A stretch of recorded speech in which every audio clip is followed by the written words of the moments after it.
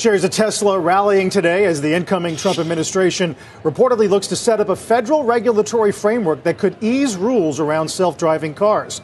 It's not the only name seeing a boost today. Deirdre Bosa has got more on that in today's Tech Check. Interesting headlines today, Dee. It certainly is, Carl. So key for investors to keep in mind is that Tesla's biggest barrier to deploying robotaxi, it isn't regulatory, but rather it's its own FSD technology that is still far from fully autonomous and still requires driver supervision. Musk, remember, has missed his own self-imposed deadlines time and time again. So it is worth looking at some of the other public names in the AV space like Mobileye, Aurora, WeRide. That's a Chinese self-driving startup that went public on the NASDAQ last month. They're all surging today as well. But the current far and away and maybe unappreciated or underappreciated leader remains Alphabet subsidiary Waymo.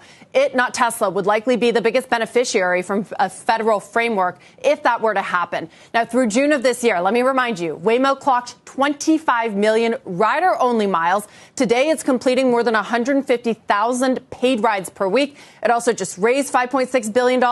It opened to the public in L.A., and it will be available in Austin and Atlanta early next year. Simply put, Waymo is the one setting the standard for the robotaxi industry, while Tesla AV developments, they're still in its very early stages. And Waymo's real-world driving data and experience, that would give it an advantage in meeting federal rules, especially compared to newer or less experienced competitors.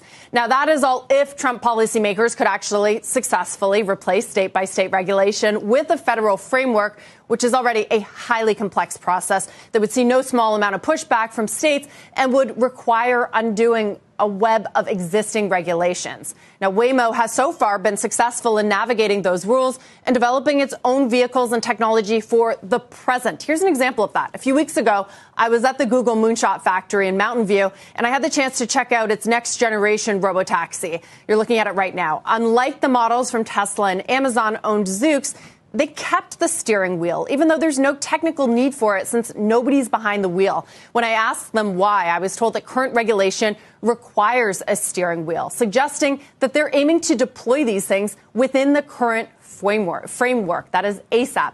Now, again, that would widen that gap between them and other players like Tesla that do have regulatory and technological leaps still to make, guys. So as we talk about this, it's easy to look to Tesla because it would benefit, especially the way that they want to develop. But keep in mind those current winners that would also benefit.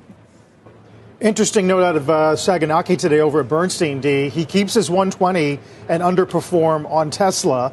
His general point is if level 5 autonomy doesn't work, that states will push back. If Tesla, in his words, is able to essentially self-certify, then they're going to open themselves up to more liability than if they did have a robust regulator. That's a great point, and we've seen how some of that liability has even shaped in deploying and developing its FSD technology. There's been lawsuits. There's questions from the regulators about that.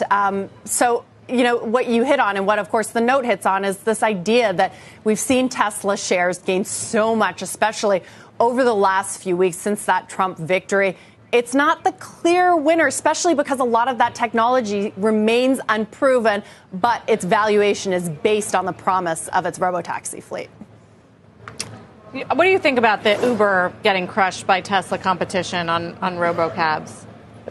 I think Uber could be crushed by Tesla, but in the nearer term could actually be hurt by Waymo. And this is a complicated proposition because it's partnering with Waymo.